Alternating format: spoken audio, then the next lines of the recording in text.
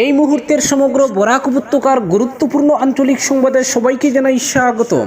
আজকের সন্ধ্যার বিশেষ খবর হলো নিলামবাজারের বেড়াজালে ভয়ঙ্কর দুর্ঘটনার ঘাতক বিলাসবহুল ভ্যানুগাড়ির চালককে গ্রেফতার করা হয়েছে। বৃহস্পতিবার শিলচর কবিরগ্রাম বিমানবন্দর থেকে ঘাতক ভ্যানুগাড়ির চালক সাজিদুল হককে গ্রেফতার করা হয়। দুর্ঘটনার 3 দিন পর সে পালানোর চেষ্টা করলেও পুলিশ তাকে গ্রেফতার করে সাজিদুলের গড় ফাতারকান্দি এলাকায়। উল্লেখ্য, মঙ্গলবার দুপুরে করিমগঞ্জের নিলামবাজার এলাকার বেড়াজালে আসাম ত্রিপুরা 8 নং জাতীয় সড়কে অটো হোন্ডাই ভ্যানুর মুখোমুখি সংঘর্ষে মৃত্যু হয় 6 জনের। নিহতরা হলেন 25 বছর বয়সের জাহেদা বেগম, 50 বছর বয়সের বেদানা বেগম, 30 বছর বয়সের রুহুল আলম, 30 বছর বয়সের গুলজার হোসেন, 18 মাসের সাজিদুল হোসেন এবং 50 বছর বয়সের হাসিনা বেগম। রুহুল ইসলাম অটো চালক। ব্যবসায়ী গুলজার হুসাইনের পুরো পরিবার ও শাশুড়ি। গুলজারের বাড়ি চাঁদকিরার দক্ষিণ কচুবাড়ি। শাশুড়ি হাসিনা বেগমের বাড়ি ফাতারকান্দির আসলকান্দির টুকর গ্রামে। অপরদিকে ছাত্র মারপিট কাণ্ড, আটক আরও এক শিক্ষক। পাথারকান্দি কমরুল হক সিনিয়র সেকেন্ডারি স্কুলের এক পড়ুয়াকে শিক্ষকের নিগ্রহের ঘটনায় জড়িত আরেক অভিযুক্তকে ধরতে সক্ষম হল পাথারকান্দি পুলিশ। মঙ্গলবার গুয়াহাটি পুলিশের সহযোগিতায় পাথারকান্দি পুলিশের একটি দল ও গুয়াহাটি থেকে আটক করে আকবর রাজা নামের অপর এক শিক্ষককে এদিনই তাকে করিমগঞ্জ আদালতে সুপর্দ করে পুলিশ।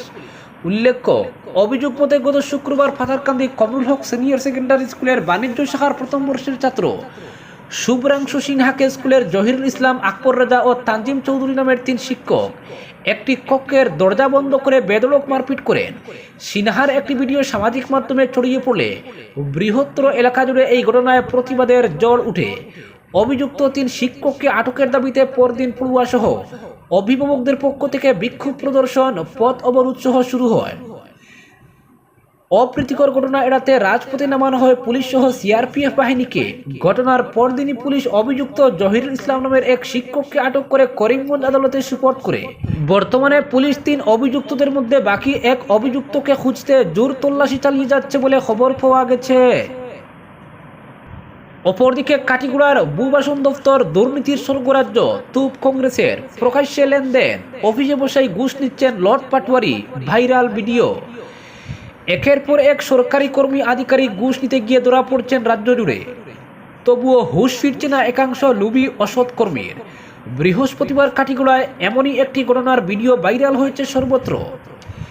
দেখা যাচ্ছে সহকারী ভূবাসন অফিস দপ্তরের ভেতর টাকার লেনদেন করছেন এক লটমন্ডল পাটোয়ারি, তাও একেবারে হুল্লুম খুল্লা।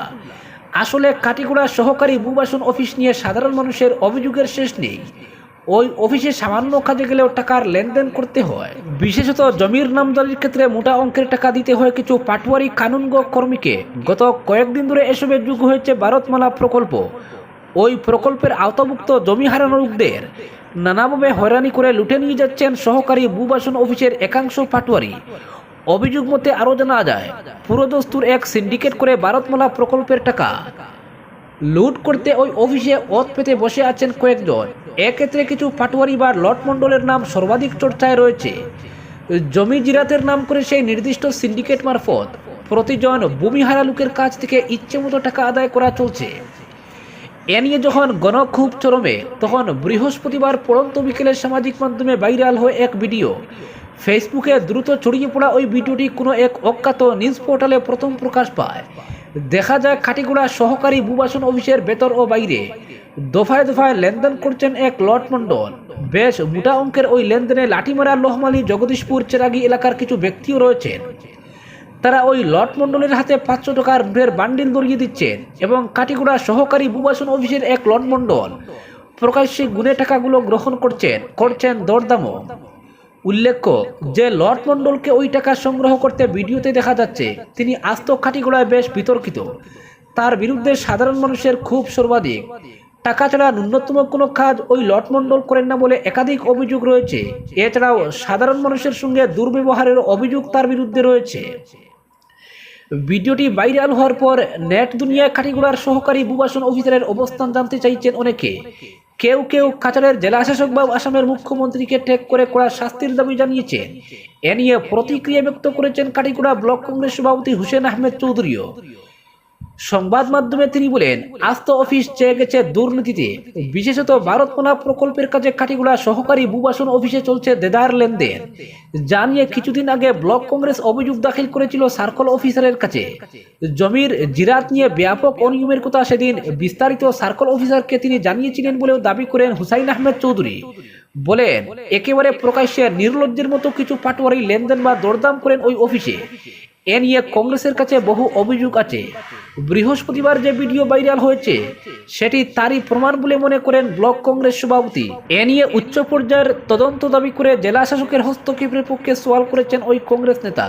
তবে ভাইরাল হওয়া ভিডিও নিয়ে কাটিগুড়ার সহকারী ভূবাসন আধিকারিকের কোনো মন্তব্য পাওয়া যায়নি। তাছাড়া ভিডিওতে টাকা গ্রহণ করতে থাকা লট মণ্ডলেরও বক্তব্য নেওয়া সম্ভব হয়নি। অপরদিকে শীঘ্রই বিশ্ববিদ্যালয়ে উন্নীত হচ্ছে শিলচরের ঐতিহ্যবাহী গুরুচরণ কলেজ। এর জন্য গুচ্ছ পরিকল্পনা নিয়ে এগোচ্ছে সরকার। তাই কলেজে নিখুঁত পরিকাঠামো গড়ে তুলতে দক্ষ কনসালটেন্ট নিয়োগ করা হবে এরই মধ্যে। পাশাপাশি ন্যূনতম 100 বছর যাতে এই কাঠামো টিকে থাকে সে কথা মাথায় রেখেই নতুন ভবনগুলোর নির্মাণ কাজ শুরু করা হবে। এই কথাগুলো বলেছেন রাজ্যের শিক্ষামন্ত্রী পেগু। দুদিনের বরাক সফরের দ্বিতীয় দিনে বৃহস্পতিবার জিসি কলেজে জটিকা সফরে যান শিক্ষামন্ত্রী। গোটা কলেজ প্রাঙ্গণ ঘুরে দেখেন তিনি, কোথায় কী রয়েছে তা খতিয়ে দেখেন। এরপরই কলেজে নবরূপে গড়ে ওঠা প্রকাশচন্দ্র মেমোরিয়াল হলে শিক্ষামন্ত্রীকে সংবর্ধনা জানানো হয় কলেজের তরফে। তখনই শিক্ষামন্ত্রী নিজের প্রতিক্রিয়ায় বলেন, শীঘ্রই পূর্ণাঙ্গ বিশ্ববিদ্যালয় হবে ঐতিহ্যবাহী জিসি কলেজ। বিশ্ববিদ্যালয় গড়ে তুলতে নিখুঁত পরিকাঠামো এবং পরিকল্পনা জরুরি। তার জন্য শীঘ্রই কনসালটেন্ট নিয়োগ করা হবে। ওই বিশেষজ্ঞ সংস্থা নকশা তৈরি করবে। নকশার ভিত্তিতে মাথা তুলে দাঁড়াবে নতুন ভবন। এদিন শিক্ষামন্ত্রীর সফরের সময় সঙ্গে ছিলেন লক্ষ্মীপুরের বিধায়ক কৌশিক রায় এবং শিলচরের বিধায়ক দীপায়ন চক্রবর্তী।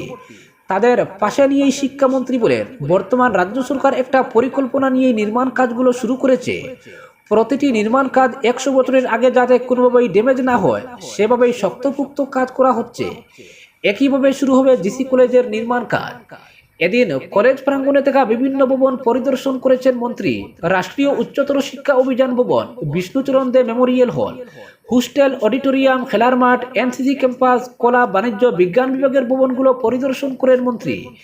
এনসিসির পক্ষ থেকে গার্ড অফ অনার দিয়ে শিক্ষামন্ত্রীকে সম্মান জানানো হয়। এরপরই কলেজ ঘেঁষে যাওয়া পূর্ত সড়ক ক্লাস চলাকালীন সময়ে বন্ধ রাখার বিষয় নিয়ে শিক্ষামন্ত্রীর সঙ্গে আলোচনা করেন কয়েকজন অধ্যাপক। শিক্ষামন্ত্রী বিষয়টি বিবেচনা করার আশ্বাস দেন। এর আগেই প্রকাশচন্দ্র মেমোরিয়াল হলে শিক্ষামন্ত্রীকে সংবর্ধনা জানান কলেজের অধ্যক্ষ ডক্টর বিভাস দেব। শিক্ষামন্ত্রীর হাতে তুলে দেওয়া হয় ফুলের তোড়া সহ সংবর্ধনা স্মারক। দুই বিধায়ককে এদিন সংবর্ধনা জানানো হয় কলেজের তরফে। মন্ত্রী সহ দুই বিধায়ককে স্বাগত জানিয়ে সংক্ষিপ্ত বক্তব্য রাখেন অধ্যক্ষ। অনুষ্ঠানে ছিলেন উপাধ্যক্ষ ডক্টর গোপাল সিংহ, অধ্যাপক অভিজিৎ নাথ, অধ্যাপক চন্দন পাল চৌধুরী। অনুষ্ঠানের সঞ্চালনায় ছিলেন অধ্যাপক অপ্রতিম নাথ। উল্লেখ্য, বুধবার দুপুরে শিলচরে পা রাখেন শিক্ষামন্ত্রী। ওই দিন বরাকের 3 জেলার শিক্ষা আধিকারিকদের সঙ্গে বৈঠক করেন তিনি। বৈঠক শেষেই সংবাদ মাধ্যমে জানিয়ে দেন, শীঘ্রই উপাচার্য নিয়োগ করা হবে গুরুচরণ বিশ্ববিদ্যালয়ে। লোকসভা নির্বাচনের জন্য কিছুটা বিলম্ব হয়েছে। 2023-এর ডিসেম্বরে বিজ্ঞপ্তি জারি হয়েছিল, কিন্তু নির্বাচনের জন্য আনুষঙ্গিক প্রক্রিয়া বন্ধ ছিল। এখন প্রক্রিয়া চলছে। শুধু উপাচার্যই নয়, নিবন্ধক নিয়োগ করা হবে অনতি বিলম্বে। নতুন পদ সৃষ্টির কাজও এগিয়েছে বহুদূর, জানান শিক্ষামন্ত্রী। এও বলেছেন, নয়া পদ সৃষ্টি নিযুক্তি প্রক্রিয়া শেষ পর্যায়ে নেওয়ার পরই ঐতিহ্যবাহী জিসি কলেজকে পূর্ণাঙ্গ রাজ্য বিশ্ববিদ্যালয়ের রূপ দেওয়া হবে। এদিন কথা প্রসঙ্গে নরসিংহ এবং কাচার হাই স্কুলের বরাদ্দকৃত টাকা দিয়ে নির্মাণ কাজ শীঘ্রই শুরু হওয়ার কথা বলেছেন শিক্ষামন্ত্রী ডক্টর রনজ পেগু। অপরদিকে রতনপুর রোডে ফ্লাইওভার সহ বিভিন্ন দাবি আশুর। হাইলাকান্দিতে রতনপুর রোডে ফ্লাইওভার নির্মাণ, রাজ্যের বন্যা সমস্যাকে রাষ্ট্রীয় সমস্যা হিসেবে ঘোষণা করে বিশেষ প্যাকেজ প্রদান। হাইলাকান্দিতে 3য় এবং 4র্থ শ্রেণীর পদে নিয়োগ পরীক্ষা কেন্দ্র দেওয়ার দাবি জানালো ছাত্র সংগঠন আসু।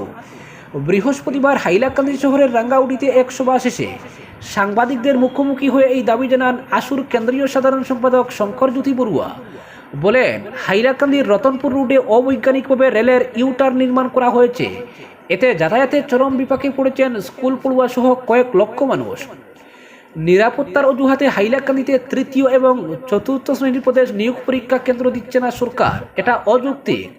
নিরাপত্তার দায়িত্ব সরকারের, বরাক ব্রহ্মপুত্রের সম অধিকার ও সম বিকাশের দাবি জানিয়ে আশু নেতা বলেন, কেন্দ্রীয় বাজেটে বন্যা বিধ্বস্ত আসামের জন্য 1 টাকাও বরাদ্দ করেনি সরকার, অথচ গদি বাঁচাতে বিহারের জন্য 11,500 কোটি টাকা বরাদ্দ করে প্রধানমন্ত্রীকে সমালোচনাবিদ্ধ করে তিনি বলেন, আসামকে বৈষম্য করছে কেন্দ্র সরকার। বৃহস্পতিবার হাইলাকান্দিতে আসাম রাজ্য প্রাথমিক শিক্ষক সম্মিলনীর দ্বিবার্ষিক অধিবেশনে যোগ দিতে হাইলাকান্দি সফরে আসা আসুর কেন্দ্রীয় সাধারণ সম্পাদক শঙ্কর জ্যোতি বড়ুয়া, উপসভাপতি অভিবর্ধন গোস্বামী সহ অন্যান্যদের হাইলাকান্দিতে বিপুল সম্বর্ধনা জানান আসুর হাইলাকান্দি জেলা কমিটির উপদেষ্টা আমির হোসেন ববুইয়া, সভাপতি সুরজিৎ শর্মা মজুমদার, সাধারণ সম্পাদক হাসানুজ্জামান চৌধুরী, শহর আঞ্চলিকের সভাপতি জিয়াউল হক মজুমদার, সম্পাদক খাইদুল হক বড়বুইয়া, বাহাদুরপুর আঞ্চলিক সভাপতি সাদ্দাম হোসেন লস্কর সহ অন্যরা। রাঙ্গাউটিতে আয়োজিত নাগরিক সভায় রতনপুর রোড বাঁচাও কমিটির সভাপতি তথা আসাম জাতীয় পরিষদের হাইলাকান্দি জেলা সভাপতি সিকন্দর সারোয়ার হুদা শাম্মী চৌধুরী, সম্পাদক সাদেক চৌধুরী, মেহবুব আলম চৌধুরী, বাহাদুরপুর জিপির প্রাক্তন আঞ্চলিক পঞ্চায়েত সদস্য শামসুল ইসলাম লস্কর, আসুর রাজ্যেশ্বরপুর আঞ্চলিক সভাপতি ওয়াহিদুল্লাহ বড়বুইয়া, গাগলাচড়া আঞ্চলিক সভাপতি রাহুল নন্দী সহ অন্যরা হাইলাকান্দির বিভিন্ন জ্বলন্ত সমস্যার সমাধানের জন্য আশু নেতাদের কাছে দাবি জানান, সরকারের দৃষ্টি আকর্ষণ করে আশু নেতৃত্ব দাবি পূরণের আশ্বাস দেন। অপরদিকে রাস্তার জরাজীর্ণ অবস্থায় নাজেহাল শহরবাসী, ক্যাপিটাল পয়েন্ট কাছাড় কলেজের সামনে গর্তের মিছিল। সমগ্র শহর জুড়ে প্রধান প্রধান সড়কগুলোর বেহাল অবস্থায় নাজেহাল বাসিন্দারা। শহরের সাধারণ মানুষের বেহাল রাস্তার দৈন্যদশার জন্য দুর্বিষহ অবস্থা বলা যায়। দীর্ঘদিন থেকে শহরের ক্যাপিটাল পয়েন্ট থেকে শুরু করে প্রতিটি রাস্তার মধ্যে বিশাল বিশাল গর্ত থাকার ফলে অটোরিকশা ও ই রিকশায় যাতায়াতকারী যাত্রীদের দুর্ভোগ পোহাতে হয় অবিরত। কাছাড় কলেজের পাশে প্রধান সড়কের মধ্যে বিশাল বিশাল গর্ত তৈরি হয়েছে। অন্যদিকে এখানে রাস্তার পাশে সারিবদ্ধভাবে দাঁড়িয়ে থাকে গাড়ি, ফলে প্রায় সময় যানজটের সৃষ্টি হয়। ভাঙ্গা রাস্তার সংস্কারে অনেক সংস্থা ও নাগরিকরা প্রতিবাদ ও আন্দোলন সাব্যস্ত করেন। তাদের বারবার আন্দোলনের পর পূর্ত বিভাগের কর্মকর্তারা জানিয়েছিলেন কিছুদিনের মধ্যেই কাজ শুরু হবে। কিন্তু আশ্চর্যের বিষয়, দীর্ঘদিন অতিবাহিত হবার পরও আজ পর্যন্ত কোনো রাস্তার সংস্কার হয়নি। কিছু কিছু রাস্তায় মাটি দিয়ে ভরাট করা হয়, এরপর ক্রমাগত বৃষ্টির ফলে গর্তগুলো আবার একই অবস্থায় ফিরে আসছে, যার ফলে ওইসব রাস্তা দিয়ে নিত্যযাত্রীদের দুর্ভোগ পোহাতে হয়। হাড় জীর্ণ দুর্বিষহ রাস্তাগুলো বৃষ্টির ফলে কাদা জলে থই থই করে আর রোদে ধুলোঝড়। এছাড়া রাস্তার পাশের বাড়িঘরগুলোর মানুষের ধুলোঝড় ও কাদা জলে জীবন নাজেহাল হয়ে পড়েছে। কিছুদিন আগে ক্যাপিটাল পয়েন্টে পথ অবরোধ করা হয়েছিল সচেতন নাগরিক ও বিভিন্ন সংগঠনের তরফে। এই আন্দোলনের পর মাসখানেক আগে সামান্য পাথর বালু দিয়ে গর্ত ভরাট করা হয়, কিন্তু বৃষ্টির ফলে বালু সরে গিয়ে পুনরায় গর্তের সৃষ্টি হচ্ছে। কাছাড় কলেজের পাশে বড় বড় গর্তের সৃষ্টি হয়েছে, ফলে যানবাহন ও পথচারীদের দুর্ঘটনার আশঙ্কা রয়েছে। ক্যাপিটাল পয়েন্ট থেকে সদরঘাট পর্যন্ত রাস্তার দুধারে অটোরিকশা দাঁড়িয়ে থাকে, যার জন্য প্রায় সময় রাস্তাটিতে যানজট থাকে। সে সময় শুধু পথচারী নয়, যাত্রীবাহী গাড়ি এমনকি অ্যাম্বুলেন্সকেও সমস্যায় পড়তে হয়। এমতাবস্থায় জনগণের মধ্যে খুব বেড়েই চলেছে। আজকের বিশেষ বিশেষ সংবাদ এখানেই।